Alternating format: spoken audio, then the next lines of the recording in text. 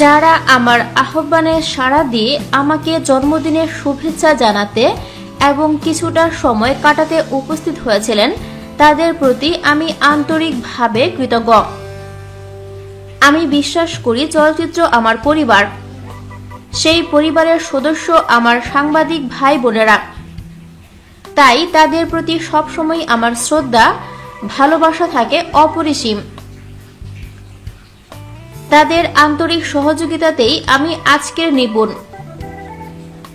সবাই আমার জন্য দোয়া করবেন। কথাগুলো বলেছেন চিত্রনায়িকা নিপুণ।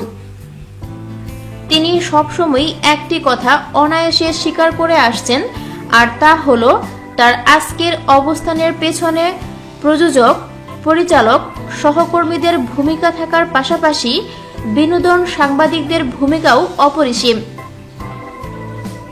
তাই সাংবাদিকদের সঙ্গে তার সম্পর্কটা সবসময় বন্ধুত্বের। ক্যারিয়ারের শুরু থেকেই নিপুণ সাংবাদিকদের কাছ থেকে পেয়ে আসছেন সর্বোচ্চ সহযোগিতা, যে কারণে কোনো সাংবাদিক কখনো বিপদে পড়লেও নিপুণ তার পাশে এসে দাঁড়িয়েছেন সহাস্যে। তারই দৃষ্টান্তস্বরূপ বলা যায়, সম্প্রতি তিনি গুরুতর অসুস্থ সাংবাদিক জুটন চৌধুরীকেও 50,000 টাকা দিয়ে সহযোগিতার হাত বাড়িয়েছেন। এদিকে গত 9 জুন ছিল নিপুণের জন্মদিন। নিজের জন্মদিনের বিশেষ একটি সময় তিনি চেষ্টা করেন সাংবাদিকদের সঙ্গে কাটাতে।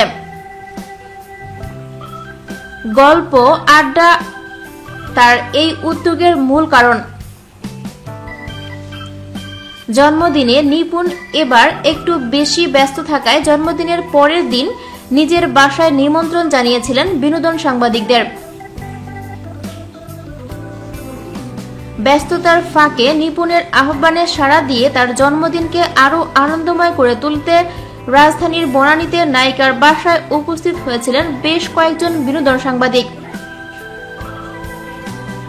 এর মধ্যে ছিলেন দৈনিক করতোয়ার বিনোদন প্রধান অভি মঈনুদ্দিন, দৈনিক আমার সংবাদের বিনোদন প্রধান রকিব হোসেন, যুগান্তরের বিনোদন প্রধান FI দীপু, সমকালের বিনোদন প্রধান মীর সামি, সকালের খবরের বিনোদন প্রধান এমদাদুল হক মিল্টন, ডেইলি ইন্ডিপেন্ডেন্টের বিনোদন প্রধান নাজির আহমেদ, নয়াদিগন্তের স্টাফ রিপোর্টার আলমগীর কবির, মানব জমিনের staff reporter Kamruzzaman Milu, photographer Mohsin Ahmed Kausar ও গোলাম সাব্বির। ভিডিওটি ভালো লাগলে লাইক প্রেস করুন এবং শেয়ার করে সবাইকে দেখার সুযোগ দিন। পরবর্তী আপলোড পেতে চ্যানেলটি সাবস্ক্রাইব করে আমাদের সাথে থাকুন। ধন্যবাদ।